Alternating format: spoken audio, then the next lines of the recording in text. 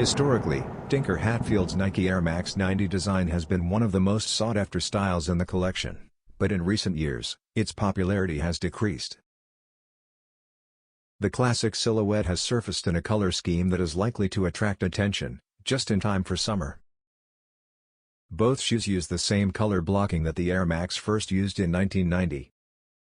The tongues branding and the DPU parts on the back of the sneaker are both adorned with rich green accents.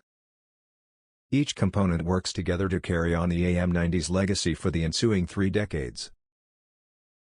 Take a look at the official images of the Evergreen Aura accented look. Prior to the holiday season, pairs ought to be available on Nike.com. The retail price of this Nike Air Max 90 Evergreen Aura is at $130 US.